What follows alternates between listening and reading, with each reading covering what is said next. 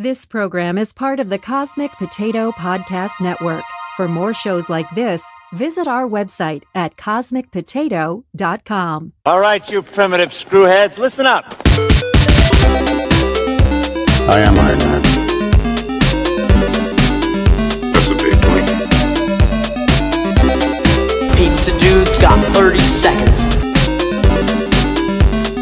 You are a toy! It's Leviosa, not Leviosa. Why so serious? The city's flying. We're fighting an army of robots. And I have a bow and arrow. None of this makes sense. And welcome to World War G episode 218. I'm Troy. I'm AJ. Happy Mother's Day Yes, to one and all.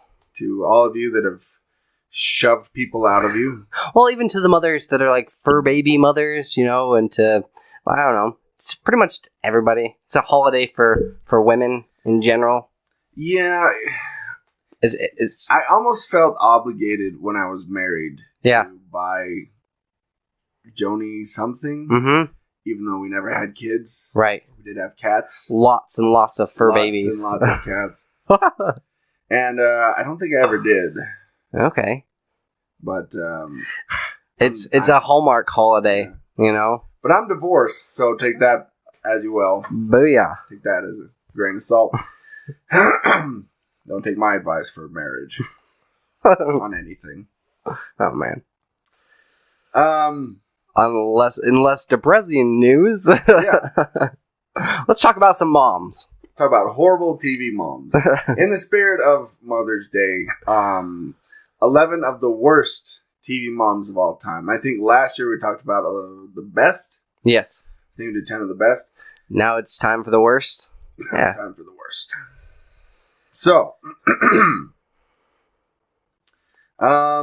number 11. Now, some of these I'm familiar with, but I don't watch a whole lot of TV.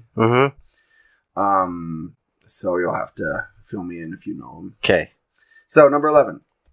Betty Draper from Mad Men. I've been wanting to get around to watching the show, and I've heard like great things about it. Just haven't. Yeah, I've seen a few episodes and clips here and there, and from what I've seen, actually, you know what? I think she'll be in there, but I don't think she was number 11. Oh, okay. I think that was just kind of a... She was an honorable mention? Or, like a teaser? It was kind of a teaser, yeah. Okay. Yeah. So, here's the real number 11.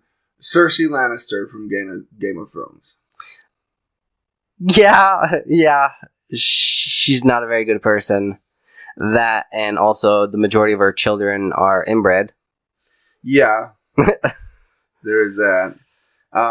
There's a meme out there that I see occasionally that has Cersei and Daenerys, and Cersei saying, "Didn't you have 3 dragons at one time?" Yeah. And then Daenerys is saying, "Didn't you have 3 children?" She would do anything for the throne. Yeah. Including kill her own children. So, yeah. Okay. They're starting off with a heavy hitter. Yeah. Oh, and they keep coming. Number 10, Norma Bates. Oh, geez. Parenting turned her son Norman into an infamous weirdo, plus, killer, psychopath. Yeah, and she also, well, at least in the TV show, like, had sex with him. I think that was implied in the 60s movie as well. Yeah. They couldn't come out and say it, but I think that was implied. Okay.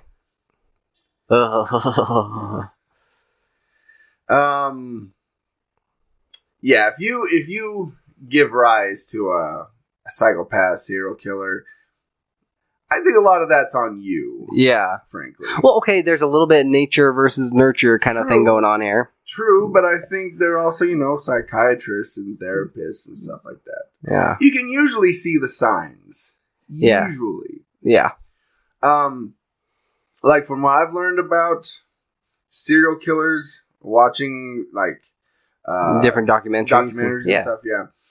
They started showing signs really early on when they were like killing kittens and stuff like that. Yeah. Like that's not a normal thing. Anyway, Number 9. Meredith Grey's mom was a world-famous surgeon and a mega drama queen. This is from Grey's Anatomy. Okay. We'd have to have Colton here because he was watching Grey's Anatomy. Yeah. Told us that last week. But see, I almost feel like she should be like number 11 from what I like from the other two moms so far. Yeah, I would say so. The description she gives says Alice Grey from Grey's Anatomy was an overbearing and cutthroat workaholic who was responsible for most of the emotional baggage that Meredith should be dealing with in therapy. Okay. I mean, my mom was kind of a workaholic. You don't see me in any sort of emotional baggage. Like, I'm no serial killer, but I could sure kill me a bowl of Cheerios right about now. I may have commitment issues and relationship issues, but no way that hey, thanks a lot, mother. In any way. Starts pounding on the ceiling with a broomstick or something. Number, what are we at? 8? Yes. Number 8. Lucille Bluth from Arrested Development is a selfish manipulator. Yeah, I've seen the majority of the show. Yeah, I've seen some of it too. Now, is that fair? I mean, because this is a comedy. Right. You know, that's like saying Lois Griffin is a horrible mother. Mm-hmm. It's like, yeah, she is, but it's also a cartoon and it's supposed to be funny. She does, like, there's always, like, a couple more cards that she can play when it comes to, you know, he recently finds out that they didn't sell, like, in one of the seasons, they find out that he didn't sell the beach house, you know, and they didn't do all these different things, and she's constantly, like, yeah, she's turned out some, like, real weirdos in the bunch. I mean, I know it's a comedy and all, but yeah, she's... Yeah. All right. Yeah. Number 7. Nancy Botwin was a drug dealing business, who had a drug dealing business, started off pretty harmless on Weeds. Never watched Weeds. Yeah, never really got into it either. I know she was played by Mary Elizabeth Parker? Question mark? I think so. But yeah, I never watched Weed. But any mom who's dealing drugs or selling weed on the side, you know. That's a cool mom. I don't know what you're talking about. That's true. Right? She's all like going Breaking Bad style here. Like, all right, mom, cut me in on this. But now, you know, just moving, like, open a dispensary and it's all good. Mm-hmm. Yeah. Weed's legal all over the place. Number whatever. Man, they really started out like strong and then kind of like, I don't know, selling weed. If that's the worst thing that you did, you know, from killers to weed dealers. Yeah. Yeah. Next one. Gillian Darmody on Boardwalk Empire seduced her own son. So that's the second one in the list. Oh, wow. That slept with her own son. Man. I never watched Boardwalk Empire, so. No, neither have I. So we can skip past that one.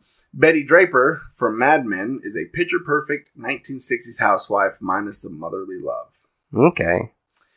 Now, I've seen clips of Betty Draper, and I'm pretty sure the reason that she's on this list is she never treated her children like children. Yeah. She treated them like adults.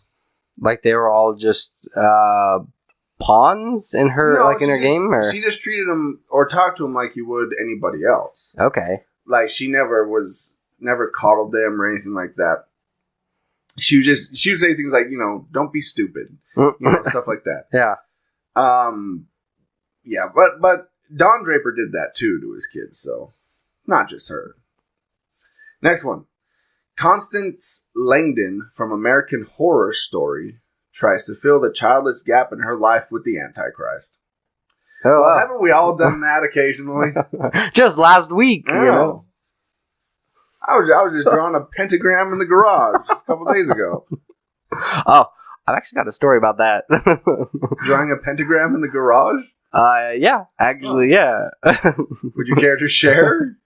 My brother and some of our neighbors, our friends, drew a pentagram in the garage, and then we put candles around in the corners, and we put one candle in the center, and then we started saying, you know how like there's rosemary, like Rosemary's Baby, Blue Baby? Yeah. We started chanting that like late at night, and like I kid you not, there was the flame in the center like shot up at least a foot and then went out. And we got the hell out of there. Ran so fast. I've never ran so fast in my life. Like, yeah.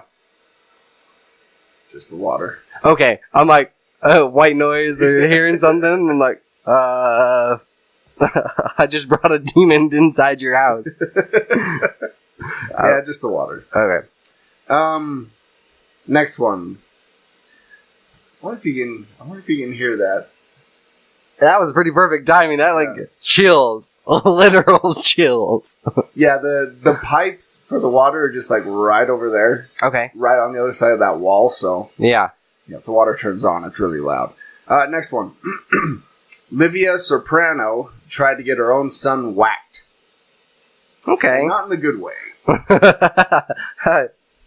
Tony Soprano's mother put multiple hits out on him. The first for his suggestion of a nursing home. Misery sure loves company, and that's how Livia's children all turned out to be. Miserable and scheming adults on The Sopranos.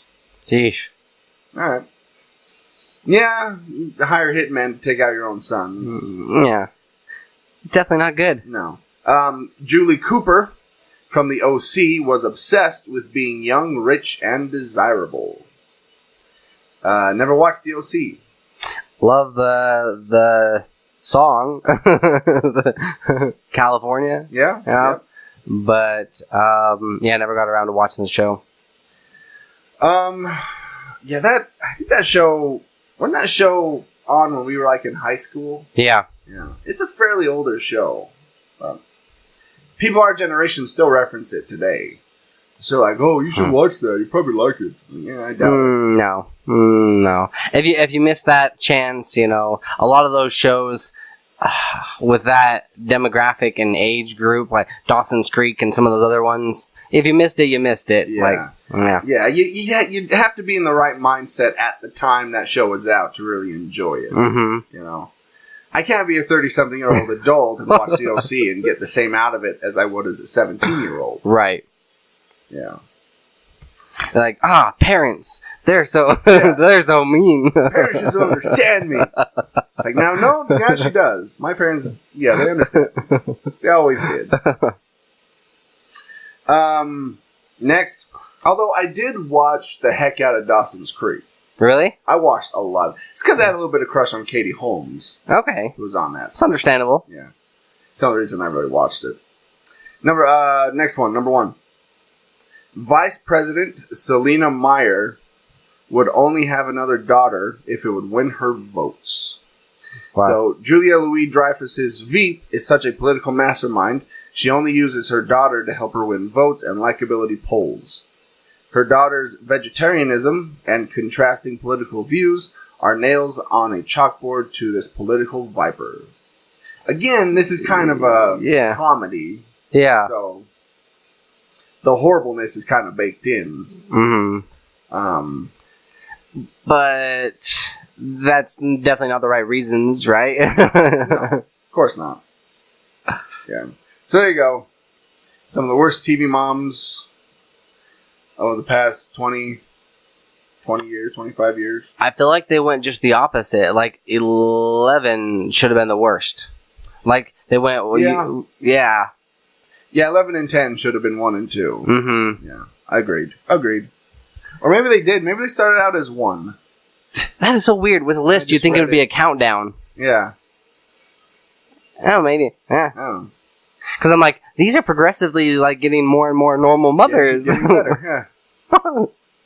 Yeah. So this has been in the news quite a bit lately. HBO confirms that Game of Thrones Starbucks coffee cameo was a mistake, and like we were just talking about this before the episode that it wasn't even Starbucks initially, and like. There's been more to the story that's kind of come out from it, that it was Jason Momoa had brought, because wanted to catch up with the cast, and was talking with them, and Peter Dinklage.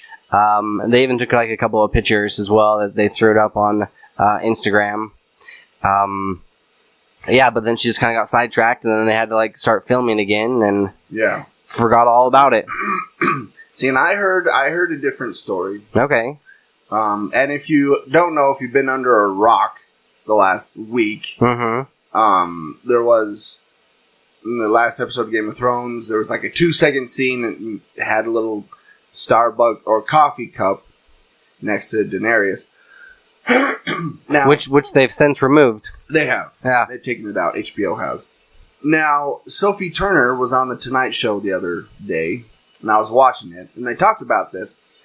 And because some people were also blaming Sophie because she had a very similar cup. And she In that picture. Yeah.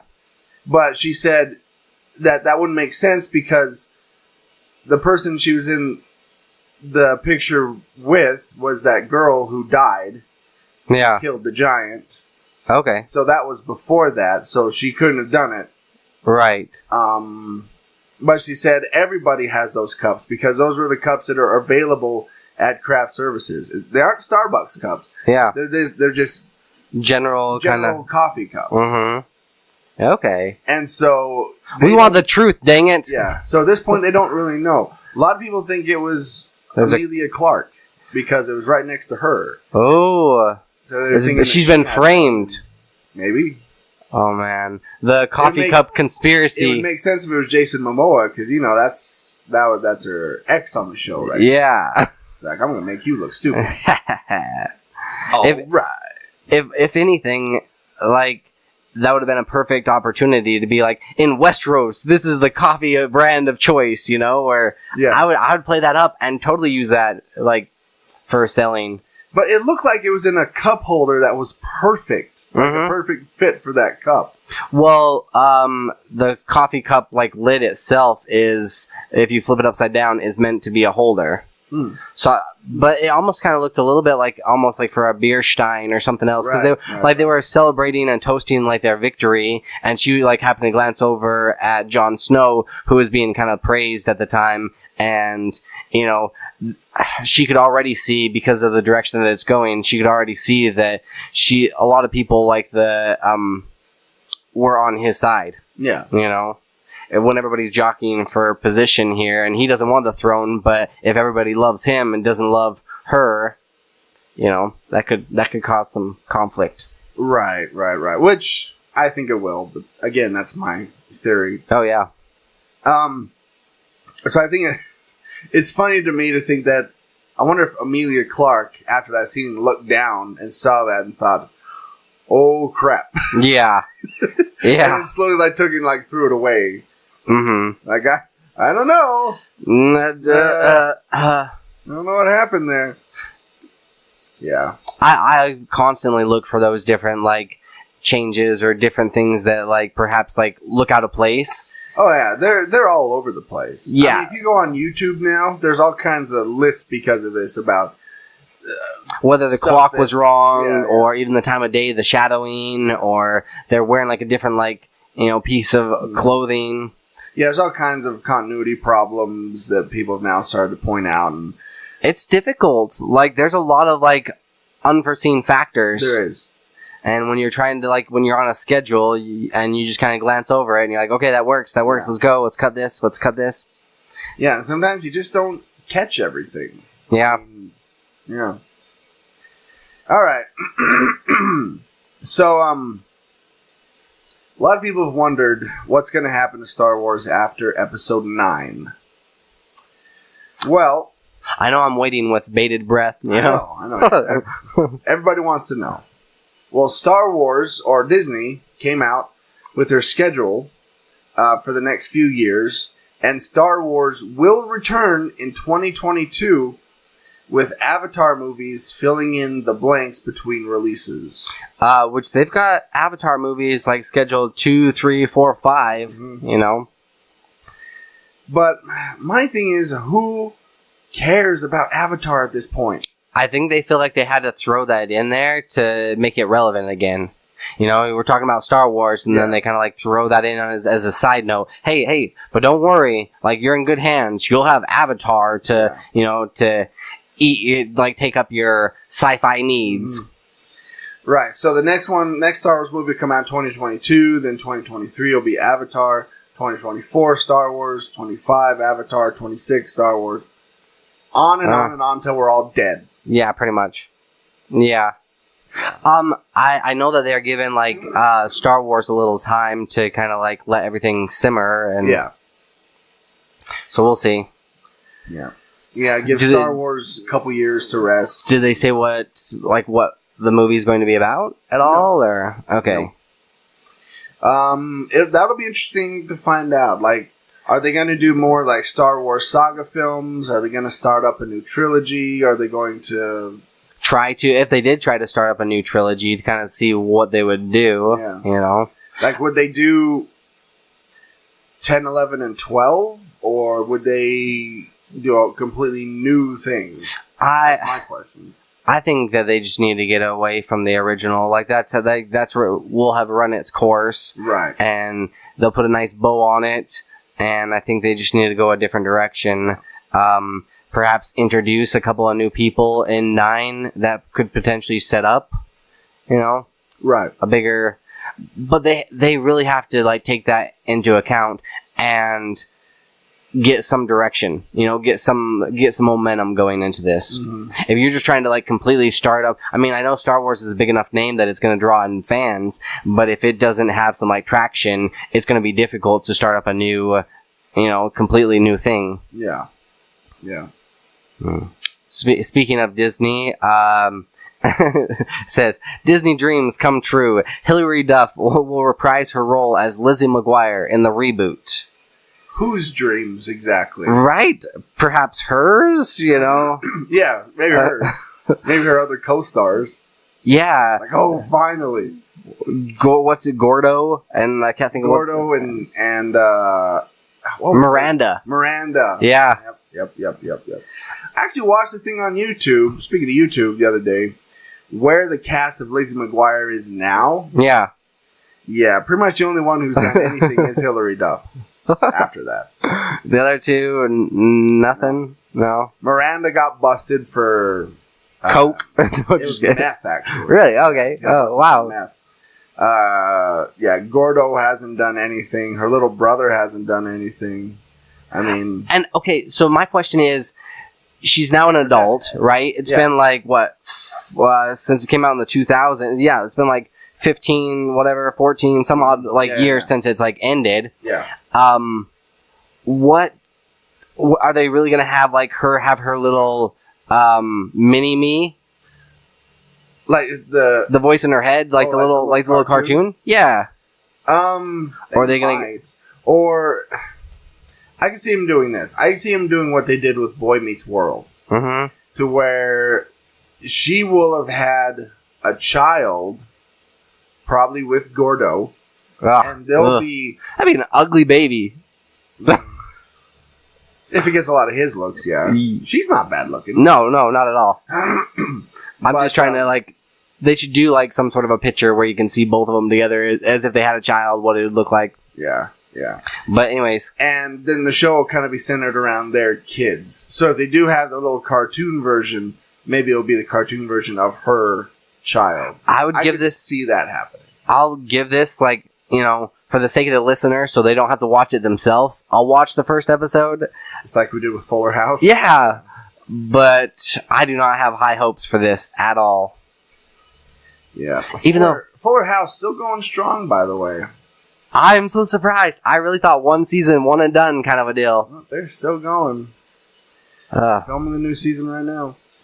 What I did always found funny about the little cartoon Lizzie McGuire is they put in her tiny little boob lines. Mm-hmm. It's like, did you have to add that little detail in there? Was that completely necessary? I mean, I get it. I mean, Hilary Duff was busty even then. Yeah.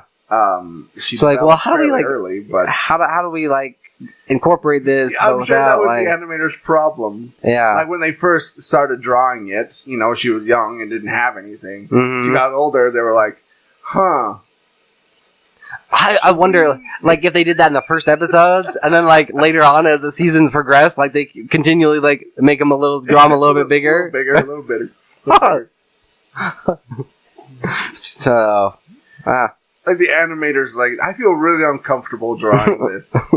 Like this is like a 13-year-old girl. I feel dirty. Yeah.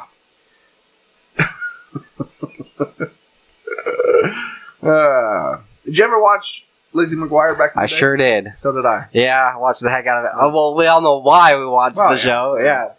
I don't know why the guys watched it. Yeah. The boys watched it. It was okay. It had as far as the original Disney series went, it was pretty good. Yeah.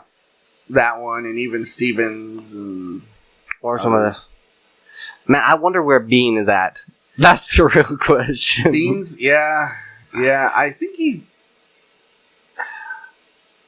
I don't know. I don't think he's done much. For the most part, I feel like there's only one star that can arise from any of these TV shows, right? Seems that way, yeah. I mean, Shia LaBeouf in that series, for sure. Hilary Duff in that one. You don't really see much. Raven Simone in That's So Raven. Mm-hmm. Yeah. That one was okay. That's all right. So Raven came out in the time where I was getting away from the Disney Channel. Really? Oh, yeah. Like, it came in right on the tail end. I was like, I think it's time to... Can't take it or leave it. Kinda. Step away from the Disney Channel. To move on to more sophisticated things. Yeah. like The Simpsons. The Simpsons and Family Guy. South Park. Yes. You know. Grown-up things. The new Ninja Turtles cartoon. All right, Man, I don't ever see myself not watching cartoons, though. Nah, me neither. Right? I'll always watch them.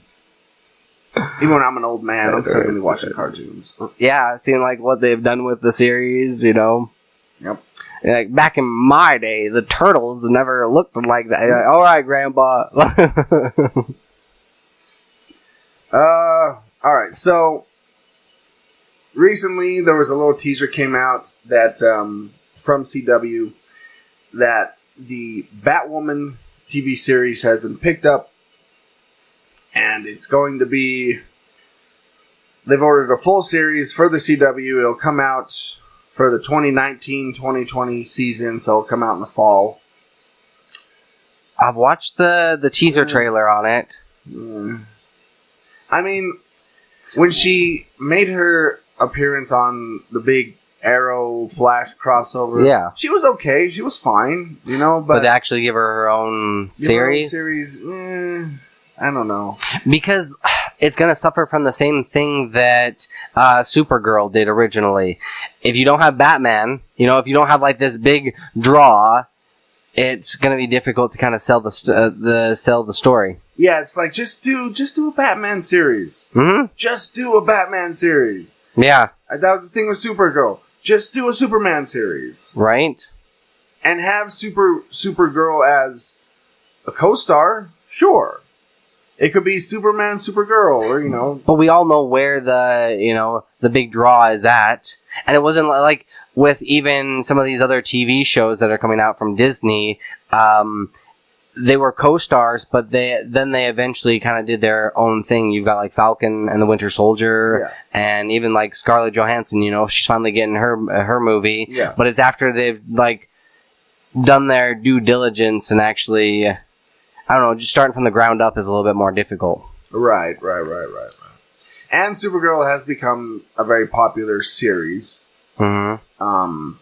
Have you given it another chance? Nope. I can't. I just can't.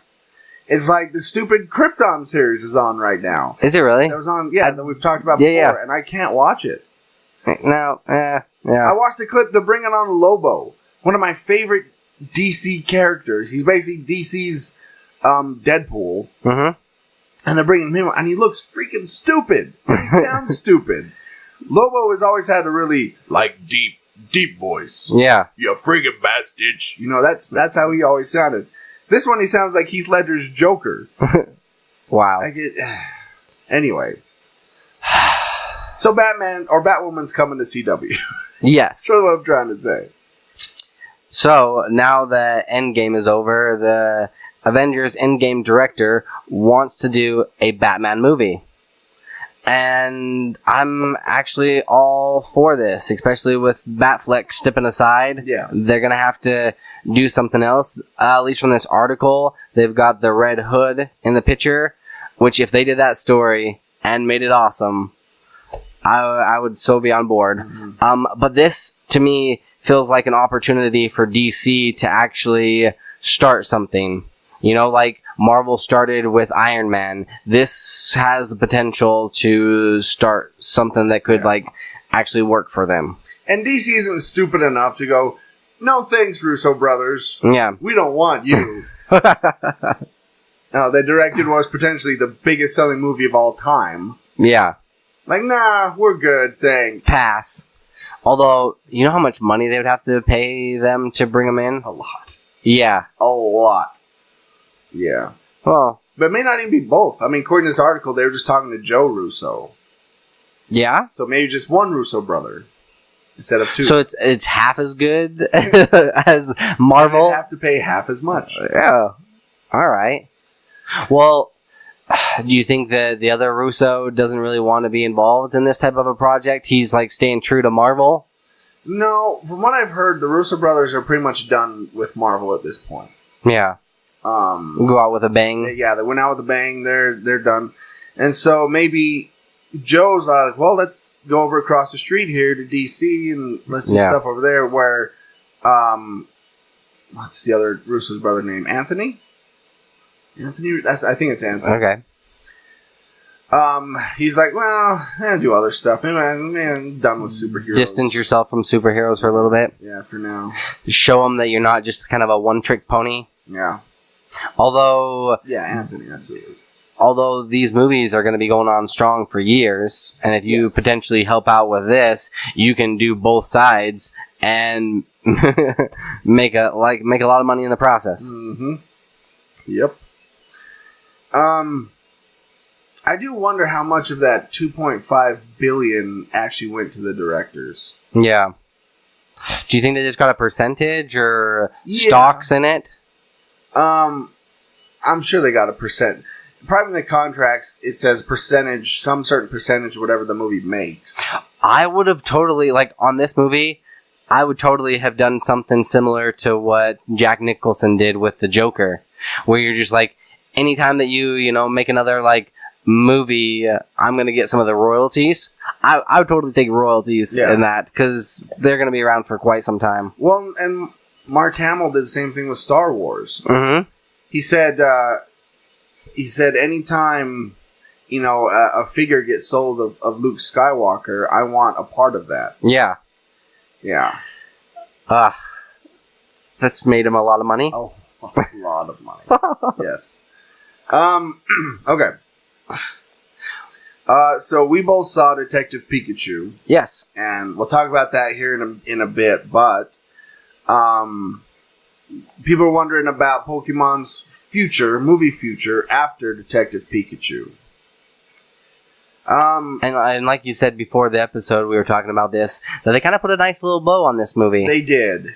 I mean, it does have the potential, and we'll get into it later on, for them to continue it, but... Yeah,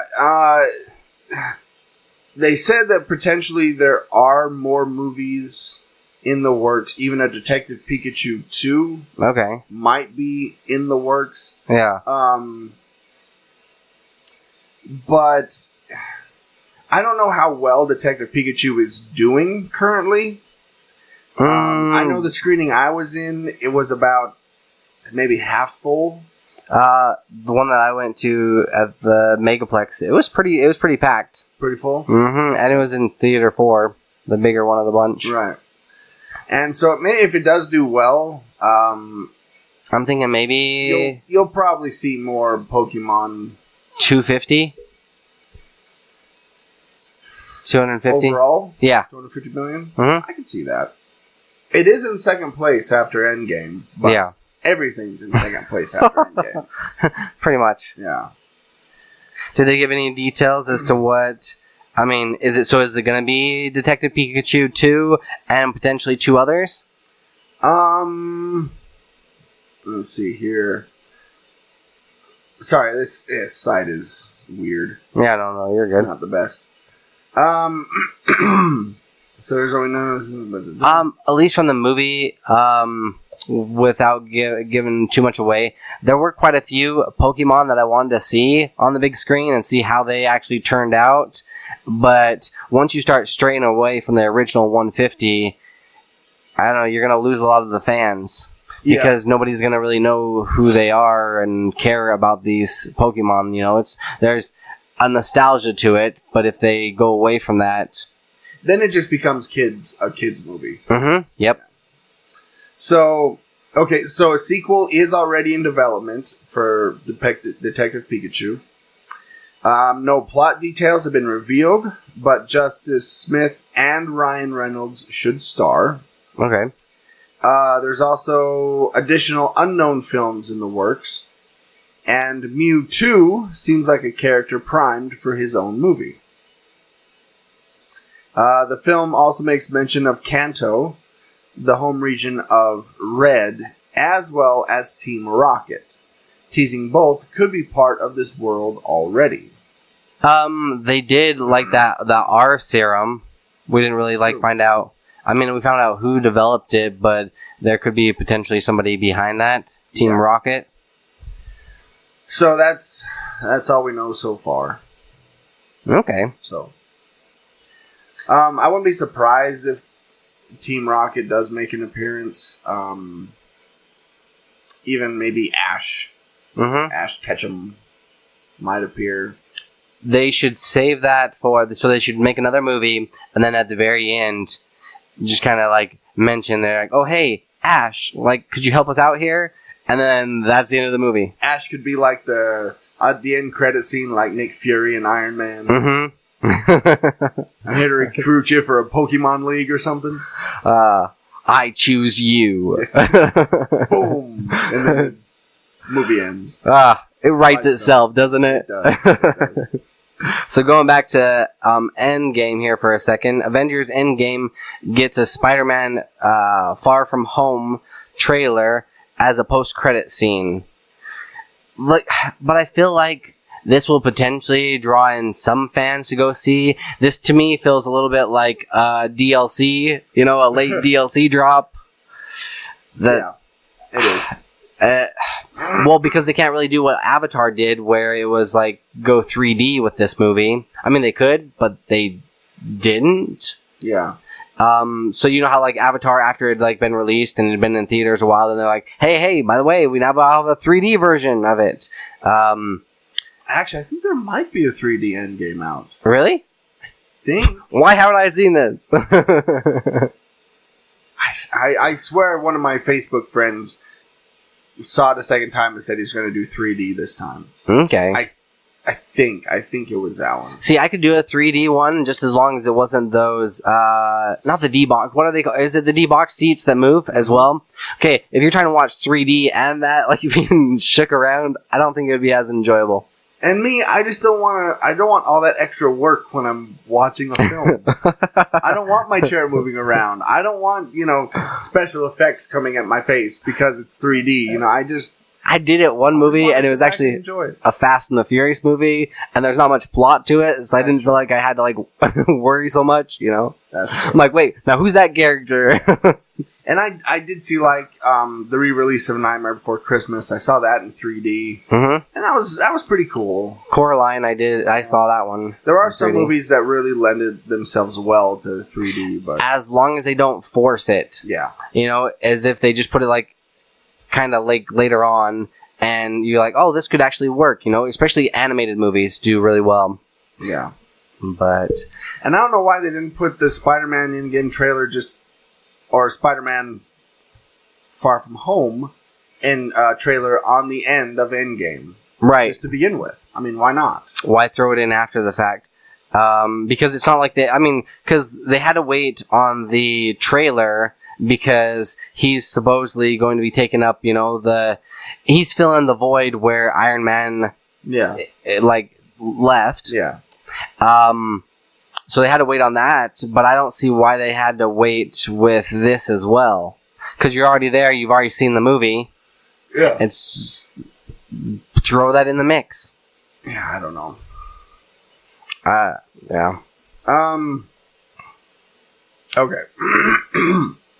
So Netflix has a new original sci-fi movie coming out, and it looks kind of like a mix of Aliens mixed with Lost in Space, mixed with I Am Legend, mixed with Blade Runner, kind of an Ex Machina. Yeah, a little bit. Ex Machina. Yeah, like all those things kind of crammed into one film. And it's called I Am Mother. Speaking of mothers today. Right. So this is a film that stars... Let's see if I can find the... I know it's Hilary Swank. We watched the trailer before we started recording, and... Clara Ruggard. Okay. She's the other one. With Rose Byrne as the voice of the robot. They're really stepping up their game. But I believe that this was like a Sundance film first. Yeah. And then Netflix kind of picked it up festival. Yeah. So basically the plot of this is there's this robot that basically creates life, it looks like. Yes. Creates this child. Raises this child as its own. Fills it with its own, like with the saying that the world had been destroyed. Yeah. You know, humans had kind of destroyed it, and I'm giving you a second chance. Yeah. Only creating one? You know? Yeah. When there's so many different embryos. Yeah. And then when she's older, when she looks like she's in her late teens, another human appears in the form of Hilary Swank, who is now giving her this other point of view, saying, no, this robot's lying to you. The robots took over the planet. Yeah. Like, they destroyed humanity. Which, to me, that makes more sense. Yeah. Right? And so it's kind of like, who's telling the truth, who's not, Because, like, later on in the trailer, the robot says, like, no, she's not telling us everything. You know, she's not telling you everything. Here's this. So, it'd be difficult when you are raised your entire life to believe one direction, and then somebody else comes in, and, you know, there's another human alive, first off, but she comes in and gives you a counter, you know, story, that you're like, wait, hold on, like, man, that would be pretty difficult. Yeah. But it did... At first, I didn't think that it was going to be that interesting, but it started to develop. Yeah, it almost turns into like a horror film there at the end of the trailer. And that's what it feels like. Yeah. That's why I say it kind of reminds me of Aliens mixed with Lost in Space. Yeah. So, just in a couple more days, on the 17th, John Wick 3 comes out, and kind of just before that, they released that John Wick is getting a video game. It's been officially confirmed. And I'm actually looking forward to this. In the second movie, I said this like after seeing the movie, because he places all of these guns. You know, he goes into this main place to take out an individual, and he places all these guns in these like tight little corridors and kind of through these caverns and tunnels. Yeah. And they shoot the whole entire thing third person over the shoulder, and I'm like, it looks like something straight out of a video game. You know, that he was just like popping off these people. Right. I feel like that if they added more to the whole, you know, gave him a little bit more depth to the character, because the story's pretty like straightforward. You killed my dog, I'm gonna kill you. You took my car, I'm gonna kill you. Yeah. But I feel like this actually could add a little bit more to the story and actually be pretty interesting. Well, right now, it's not out yet, but there are some people that have seen it. John Wick Chapter 3 is sitting at 98%. Seriously. Rotten Tomatoes. Dude, you need to see these. Avengers Endgame is at 95. Oh, wow. So okay. It's critical acclaim. It's beat that. I'll have to get into a little bit later with another movie that I saw. I've kind of given up on Rotten Tomatoes. Really? Yeah. They're just not what they used to be, and I don't know how much I can actually believe, you know? I don't check them often. If the trailer looks good, you'll just go ahead and watch it? Yeah. See, I've been stuck under the whole, well, let me see, like, where's Rotten Tomatoes at, kind of, like, so I can weed out some of the, if it's not at least above 50, I'm probably not going to go see it. Yeah. But now that's not the case anymore, and, yeah. All right. Fair enough. Okay. So, before we get into talking about those movies, I wanted to bring up this article about some upcoming movie sequels that you didn't know were being made. And about half of them you'll probably already know or kind of expect, or it makes sense. The first, right off the bat, The Accountant 2. This one starring Ben Affleck. I don't remember there being a need for a second one. It doesn't seem like a movie that would lend itself well to a sequel. Lend itself well to a sequel. Yeah. It's like, is there more to the story to be told? I thought it had I love the story, and I thought like the action in it was pretty spot on. You know, it reminded me of the original first Taken movie, where it didn't seem over the top, but yeah, it was well done. Coming to America 2. Starring Eddie Murphy. I don't even think I saw the original one. Did you? It's possible. Yeah, I might have seen it, like, it might have come on TV at some point. Because the movie's been out for like 30 years. Yeah. So I might have seen, I don't know. But apparently it's a classic, but I don't know why it would need again, I don't know why it need a sequel. Because Eddie Murphy is running out of that donkey money. So he's like, running out of the donkey money. Well, Shrek can only pay, it can only pay for so long. That's true. Next, The Rocketeer. Okay. Alright. I don't think it could need a sequel as much as just revamping it. A reboot. Uh-huh. Yeah, I agree. Especially in this age of superhero films. It was a precursor to all that stuff. Right. And so, with today's technology, and you can make it a lot cooler. You can make it pretty cool. Yeah. Alright, I'll give him that. And I'm glad that it's a sequel and not a prequel, because a prequel, it's difficult to, it's too often they make it better than the original as far as graphics go, not necessarily plot. And then it seems like out of place, and it makes the other one seem even more dated. Yeah. Next, Edge of Tomorrow 2, Tom Cruise, sci-fi action movie. Sci-fi Groundhog Day. Yeah. Basically. I thought it ran its course. Okay.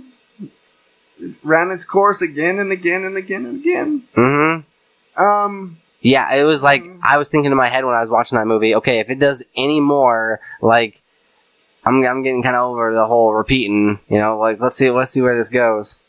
Yeah, I wonder if they'll maybe focus on him again, or maybe focus on somebody else that has like the same situation. Yeah. Although they'll probably end up ruining it, like they did Happy Death Day 2.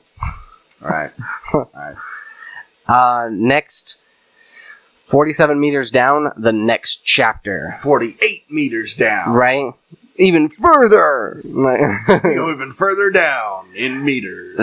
This movie had kind of a twist to it, and I loved the original one, especially because like the majority of it was shot really low to the ground, so you couldn't, how like typically you can't, in a horror movie, you can't see what's in front of you. Yeah. This one was, you can't see what's above you. And then there was this one scene in particular where she has to go out and into deeper waters, and she doesn't know what's beneath her or around her, and it's dark. And the tension in that scene alone, like, it makes you hold your breath. So that's why I'm like torn, because I really loved the first one, but I would hate to see them ruin it up, or, ruin it. And I don't really think there's much need for anything else. It's just like milking off of the name, the title itself. And I also think that if a horror movie does really well, that it's really easy to make a sequel. Mm-hmm. Because they're so cheap to make. Right. And if they generate, they're like, hey, our budget was like $5 million and we just made $200 million. They're going to do it again. I mean, it was like with Paranormal Activity. Right. I mean, the first one cost like $200 to make and ended up making $100 million. Or even the Blair Witch Project. Yeah, that was right. Well, I don't know, what was their budget? Like $20 and some sticks? Yeah, pretty much. It was crazy. $50 and a box of crackers. Yeah. Yeah. Men in Black International. It's got Liam Neeson in it, Chris Hemsworth, Tessa Thompson. Yeah, I think I'm a little over the whole Men in Black thing. Same. Honestly. Yeah. Because you're not going to get no Will Smith, no Tommy Lee Jones. This is a different branch of the MIB over, it says international, so it's over in England or wherever. This, to me, it reminds me a lot of that, like the new revamp of Ghostbusters meets the...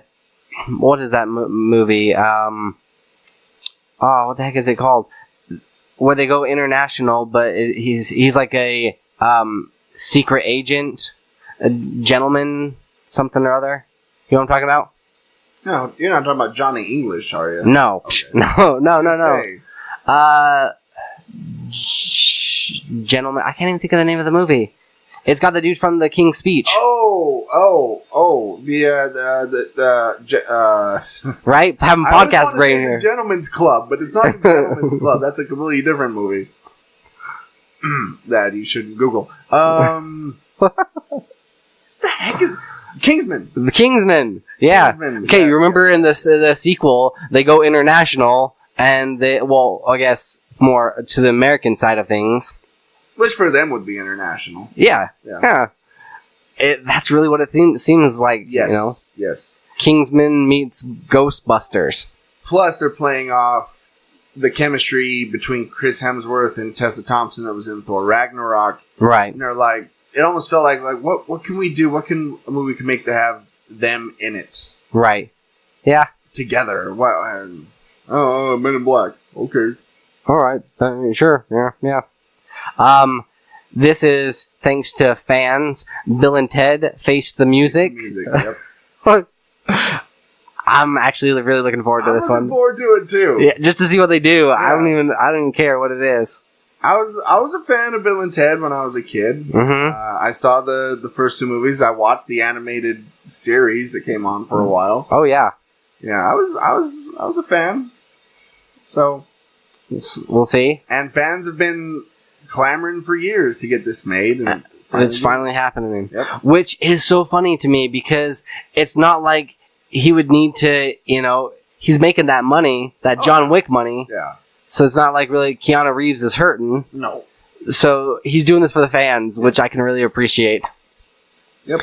The fans wanted it. Tom Cruise and Top Gun Maverick. Dun dun dun. I hope we get to see him with his shirt off. Oh boy, me too. 65-year-old Tom Cruise with his shirt off. Maverick, in this movie, I almost feel, and it's going to be bad, because Tom Cruise is used to taking the lead in this. I almost feel like Tom Cruise should be a mentor. I bet that's what it will be, end up being, because it says in the sequel, so it says Val Kilmer will return as Tom Iceman Kazansky, alongside John Hamm, Ed Harris, Lewis Pullman, Charles Parnell, Jay Ellis, Bashir Salahuddin, Danny Ramirez, Monica Barbaro, and of course Tom Cruise. Yeah. So I think Val Kilmer, Tom Cruise, John Hamm, Ed Harris, they'll be like the vets, right? Right. The veterans. And then these other guys, Jay Ellis, Danny Ramirez, they'll be the new class. The young bucks. Yeah. So Top Gun, the new class. Are they gonna pull like a I'm trying to like throw out these references, but then like I can't remember what the heck, the Space Cowboys, where you get like the older guys that have to help, or didn't they also do that in Battleship? They enlisted the vets. Oh my gosh! One of the dumbest moments in cinematic history. They're like, we need to play up the vet card here. Oh, so stupid. That's what it's gonna be. You're gonna see Val Kilmer like in a wheelchair, like for future reference. By the way, filmmakers, if you're listening, don't get non-actors to appear in your films. Yeah, it doesn't work at all. Hey, where am I? Yeah. Who are you? Because then you get people looking right at the camera and they can't act, and it's just horrible. Yeah. Don't do it. They have to, like, they show, like, they have off scene, they have, like, puddings that they're trying to hold, like, to distract the people to look this direction. No, look over here. Look over here. Grandpa, look over here. Pudding. Well, we'll just change that so he said, like, something else, you know? He actually said, he said his lines. We'll make him say, like, America or something like that. Pudding! America! Werewolves. This is going to be a sequel to what they do in the shadows. It's interesting because they have a TV show about that now. Right. So they're actually making a feature film. This is very hipster-esque, this movie. Yes. It's an acquired taste. I never did see What We Do in the Shadows. It was pretty funny and campy. Like it was decent. I don't know. I didn't even know or care that they were making another one. Because I like Jermaine Clement. I think he's funny, but yeah, we'll see what they do. McLean. Oh god. A good day. Like this is gonna be another one. Look over here, Grandpa. Bruce, over here. Look at the pudding. Can he man? He and Sylvester Stallone just need to stop. Yeah. Just stop. I know you guys want to try and keep that image of the tough guys and everything, but just, it's getting sad. It really is. It's getting really sad. And Arnold Schwarzenegger, him too. I mean, all of them, just stop.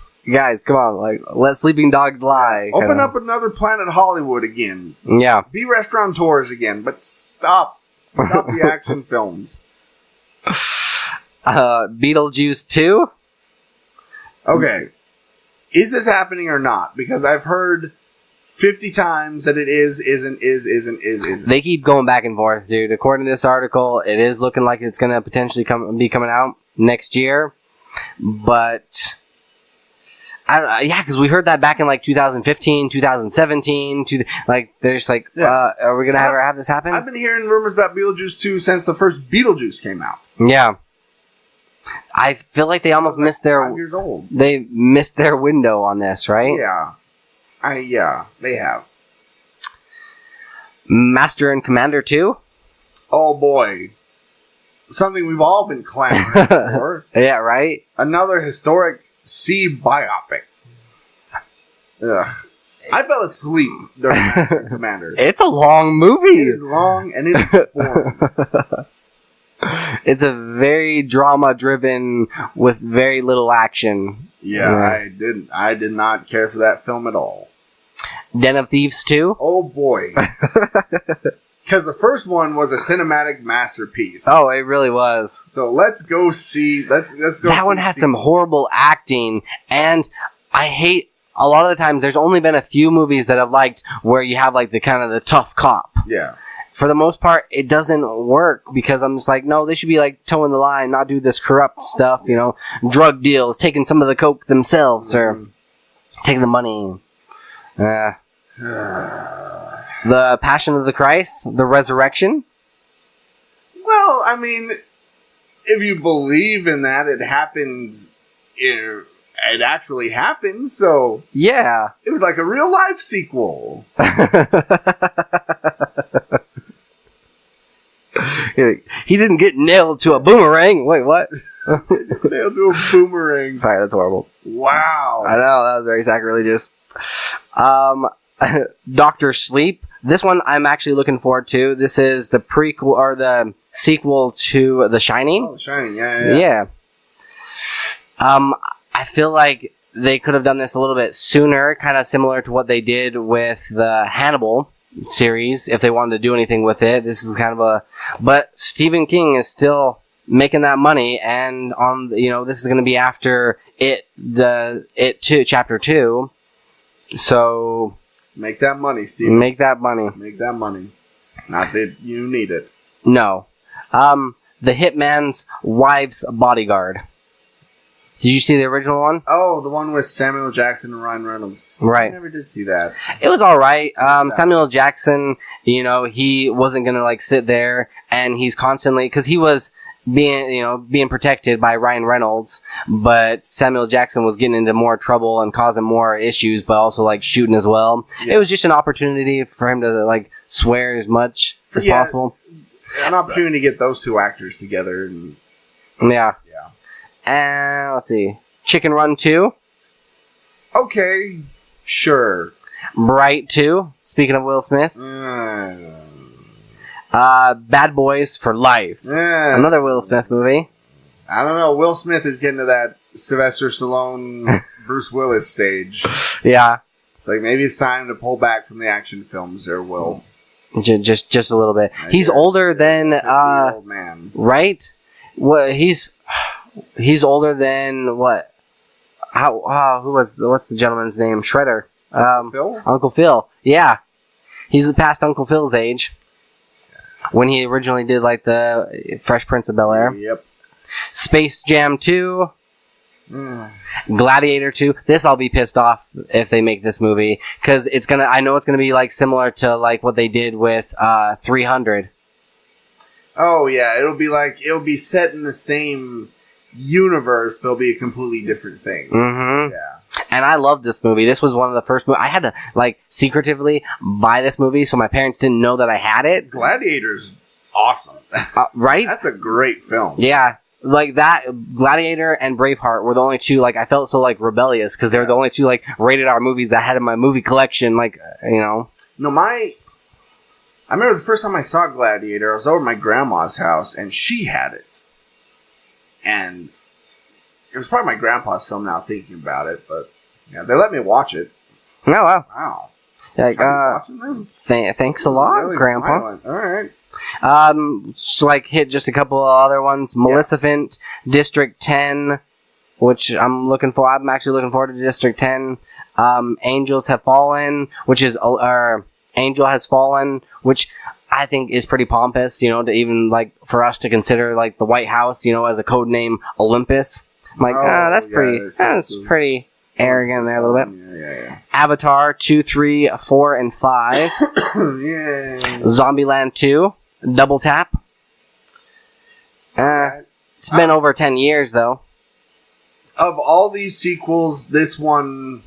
You'd actually go see? I'll go see it, because all those actors are really good. Mm-hmm. And they're all pretty big stars now, and so it'll do well. It'll do well.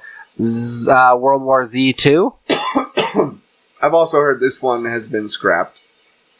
Same recently. And then last but not least, Suicide Squad with an unknown title. Suicide Squad 2. Yeah. That one I'm actually looking forward to because James Gunn is directing it. Who did Guardians of the Galaxy. And he's bringing in some really weird characters from the DC villain canon. Yeah. And so it'll be interesting. Michael Rooker is in talks currently to play King Shark. Okay. Dude with a body and head of a shark. So yeah. I'm looking forward to see what he does with it. Well, there you have it. There you have it.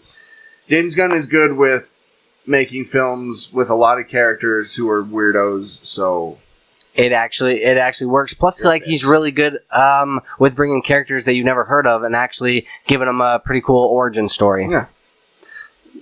Okay, so I did go see recently, or this week, see 2 movies besides Detective Pikachu. I went and seen The Curse of Llorna, which is the Weeping Woman. La Llorona. You have to say it like in hushed, whispered tones. La Llorona. Right? Yeah. It's kind of fun to say, although if you say it 3 times with the lights off in a mirror, you're probably going to end up dying. Just FYI. Yeah, I'm sure. I did get a blessing, from one of my friends, Claudia, before going and seeing it. I didn't understand it because it was in Spanish. I mean, I got part of it, the gist of it, but yeah, she crossed herself for me. So I'm still alive to tell the tale. You're welcome.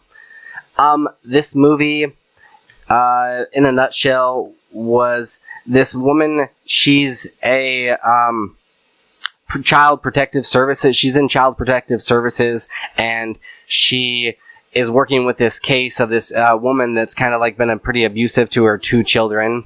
If you're not too familiar with The Weeping Woman, the origin story of it, I actually did, like, this was one of those movies, like, that afterwards I did my homework on to kind of, like, get a little bit more knowledge about it. But basically, her husband wasn't faithful to her, so to get even with him, she took his, the most precious items to him, his 2 children, and took them to the river and drowned them. Oh, yeah, and then she as you do, right? Then she felt bad about it, so then she's, constantly looking for children to replace those children. So that's kind of like the lore and the mythos behind it. Right. So this social worker, she goes to this house where this woman's been, quote unquote, abusive to her children, and she's like decides to open the door to their bedroom to check on them to make sure they're okay, and the mother's like screaming the whole time, don't do it, because there's like some sort of entity, that's gonna like get her, and she does it anyways, opens the door, asks the kids if they're okay, and then the next day, she finds out that the 2 children were drowned by, supposedly the mother. But at the same time, the mother's got herself like a good alibi. Yeah. So then she starts having to investigate this. But it's kind of strange because she brings her 2 children, they were sleeping peacefully, and when she finds out about like these kids being drowned, she brings her kids to the crime scene. Yeah. Like you do, Yeah. And one of her boys wants to go out and kind of like see what's going on, and he sees this woman behind him that starts crying and ends up branding him, kind of grabs onto him and marks him, and from there, shenanigans ensue. Right. Scary shenanigans. Yeah. This one, scary Mexican shenanigans. Right? This one, I was looking at it, and it was only sitting at 30% on Rotten Tomatoes, but I'm like, no, I really want to see this one before it leaves theaters. I've got to, take a look at it. It didn't bring anything new to the genre. There was a couple of jump scares. The priest in this movie was by far the funniest character in the whole entire thing. It did tie the Annabelle franchise together. Not the priest that was assisting them, because he left the church, but he was still practicing, but he did more of these supernatural type of things. It wasn't him, but it was the original pastor that was there at the church who she spoke with to begin with. He said, I'd encountered spirits like this before, and I'm no longer gonna do that. And you see him walking away with the Annabelle doll. I'm like, another cameo, right? From Annabelle. Man, this Annabelle doll sure gets around. She's becoming the new Stan Lee. Right? Overall, it was there was a pretty cool scene with this girl and an umbrella. I want in a pool, but I don't want to give anything away. It was a pretty solid scary movie. If you're looking for a decent one, out of out of 5 rosaries, I'm sitting at about a 3 with this one. It's a little bit above average as far as scary movies go. Okay. I found myself pretty enjoying it, and there was a couple of scenes where this girl, they say, don't cross the threshold, but she wants to get her little doll, and I'm like, you are such an idiot, child, don't do that. And there's another, scene that was pretty creepy, is the children decide to, run up to the attic, rather than the basement, and I'm like, oh yeah, because you're gonna be safe in the attic. Nothing bad will happen up in this creepy-ass attic that's got, tons of, mannequins everywhere. There's always mannequins in the attic. Yeah. Yeah. But I'd probably go up in the attic of this house and there'd be mannequins up there for some reason. Hey, what the heck is this? Alright. So if you're looking for a decent scary movie, yeah, it was pretty solid. So we both saw Detective Pikachu. Yes. And so just to I will say, when I first heard this movie was being made, I was confused. Why? And sexually. That Pikachu's pretty hot. He's really cute, by the way. Yeah. I'm just saying. Yeah. Anyway. I didn't know why they were making this, but then I saw some of the previews and like, oh, this looks pretty good. Right? This looks kind of funny. The Pokemon actually looked pretty legit. Yeah. You compare that to the live action Sonic the Hedgehog? Yeah. Holy crap. Right? What a difference. It's like, oh, that's how you do it. Oh, yeah. Okay. All right. Take notes, Sonic. Yeah. So the story centers around this, what could be a murder mystery. There's this kid who finds out that his dad has been killed. And so he goes to his apartment, basically collect his things and kind of tie up any loose ends. And he ends up running into this Pikachu wearing a detective hat. That has his dad's name in it and his dad's address. Mm-hmm. And who he can understand. Right. Who is speaking English, and he sounds like Ryan Reynolds. But to everybody else, it sounds like Pikachu. Sounds like a Pikachu. Yep. And so they have to end up solving kind of this mystery of what happened to this kid's dad, which kind of leads them on this little adventure and stuff, Shenanigans ensue. Yeah. Pokemon shenanigans. I don't know what I was expecting when I went and saw this. Yeah. But I ended up being thoroughly entertained. It was all right. Yeah. There was not the main villain, but his. Well, I don't want to give anything away, but with the other gentleman that was there. Yes. Okay.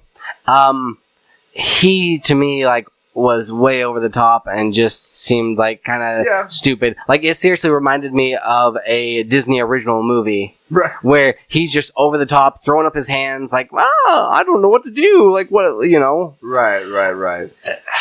I would agree with that. The acting was kind of not the main kid and Pikachu, and a couple of the supporting cast did a pretty solid job, but for the most part, there was a lot of really crappy actors in that movie. Well, acting. Yeah. Yeah. Yeah. There was people that. Well, I'm trying to think. The other reporter. Oh yeah. Yeah, you're right. Yeah, pretty much any other humans in there that weren't the main cast weren't very good. Yeah. Yeah, I'll give you that. That Mr. Mime scene though was pretty funny. That was really funny. Especially with the matches. Yeah. So I'm a casual Pokemon fan. Mm-hmm. And going to see this is I like seeing Pokemon just in the real world. Yeah. I thought that was cool. How they actually assisted and helped everybody. Yeah. You had Charmander actually helping out with a walk. Mm-hmm. You had Squirtles Cooking. putting out fires. Yeah. Firemen. I thought that was pretty cool. I was thinking in this universe, there would have to be some sort of safeguard for certain people to have certain Pokemon. Mm. Right? They'd have to almost classify these Pokemon and their potential for damaging stuff. Yeah. Right? Death? I mean, right? Because, and then how do you actually convict a Pokemon if it accidentally kills somebody or does kill somebody? Yeah. Right? Because, if you have a full-grown Charizard, Yeah. you pretty much have a dragon. Right? So, you can't just, have that on a leash walking down the road. Yeah. Yeah, I was thinking that, too. I'm if it causes any type of damage or, even when they evolve, and all of a sudden, just break the sidewalk or bust something else up. Yeah. There were some cool scenes with the Pokemon. They did bring back a lot of, they used a lot of the originals. Yep. Bulbasaur's. Yep, the original 150. Squirtle. I also like seeing, the Pokemon out in the wild, a pack of Bulbasaurs and stuff. Yeah. That's cool. that they all hadn't been like, they hadn't been all taken up by people. You know, they were still running free. Yeah. And everybody thought it was so weird that this kid didn't have a Pokemon with him. Mm-hmm. And also didn't like allow him to hop up on his shoulder. You know, when he does, like most of them, they were just like holding him. Basically, they were an accessory. Yeah, pretty much. they're pretty much like a pet / tool / friend / well, like similar to what you would expect in a AI type of a movie with like robots. You know, like lending a hand. It's like if you have a cat who is also a really good chef. Yeah. So, I also liked how they kind of explained that the Pokemon needs to choose you as well. Right. I kind of forgot that little part of the mythos. Like, the kid tries to capture a Cubone. Mm-hmm. And the Cubone doesn't choose him, and so he escapes the Pokeball and runs after him, and it's kind of a funny little scene, but... I did like that. I mean, because Cubone does play a pretty intricate part. He does. I liked that, as well as I loved like how they actually showed Pokemon, like different Pokemons, like a Pokemon. I guess I don't know. I'm trying to think what plural would be. I think it's just Pokemon, right? It's like moose. Yeah. Bunch of Pokemies. Communicating with each other. Yes. Right. That it was kind of more of just a feeling. Yep. They understood each other that way. And also, when you realize that the most terrifying Pokemon is Ditto. Yeah. Oh, yeah. He's the most terrifying Pokemon, and I don't want to give anything away, but yeah, it got real creepy real quick. Yeah. Okay. So out of 5 Pokeballs, what would you get it? Where are you standing? 2.5. 2.5. Yeah. I was thinking that too. I think I'm at probably 2. Okay. Just because I went in with pretty much no expectations. Yeah. I mean, 2.5, like right in there. Yeah.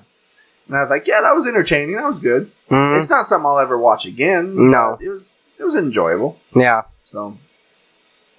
All right. I think that's everything. I don't think we have anything else. No. Oh, I do have a little tangent here really quick. Yes. So, there's this movie coming out called The Hustle. Yeah. Oh, it's already out. Is it already out? Yep. Okay. With Anne Hathaway and Rebel Wilson. Mm-hmm. Rebel Wilson needs to go away. I am so done with her. Everything she does is annoying. She plays the same character in every film. Yeah. And she just needs to go. She's not in successful films. Like, I have her, speaking of Rotten Tomatoes. You have her IMDb pulled up?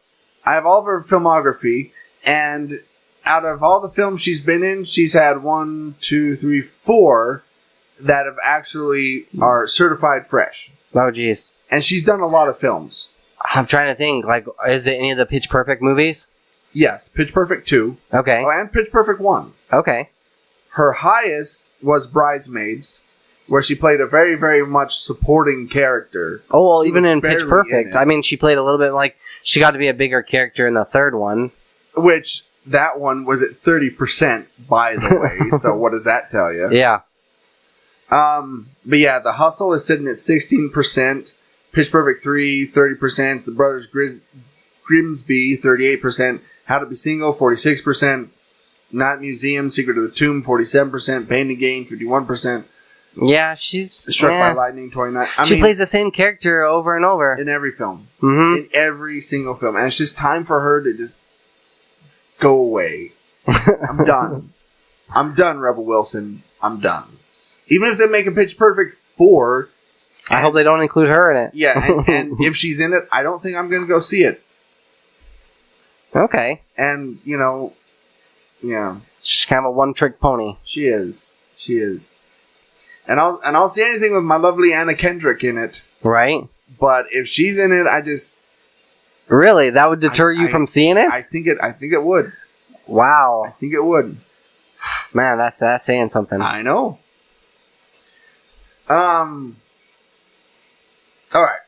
So, here's where you can find all of our episodes. You can go to worldwarg.podbean.com. We're also on iTunes, Google Play, and CosmicPotato.com. On social media, we're on Facebook.com/WorldWarG Podcast. Go to that page. Also go to our WWG2 page. We're also on Twitter and Instagram at WWG Podcast. Pretty much follow us if you just want to like pad your numbers because we don't do much with them. Yeah. To be perfectly honest. You can find all of our merchandise at shop.spreadshirt.com/WorldWarG. You can also email us anytime. Day or night. At worldwgpodcast@gmail.com. And I forgot to play Joel's message again. Dang it. Sorry, Joel. It's turning into that Saturday Night Live sketch. Yeah. What up with that? Where you always have the guy on there that you never let speak. Next week. We'll do it next week. For sure. I promise next week. But you can always call or text the show at 385-240-1692. And we might respond. We might. You might get on. I don't know. So, this has been World War G episode 218. That has been AJ. That has been Troy. Stay geeky, my friends. Except for you, Rebel Wilson. You can go away.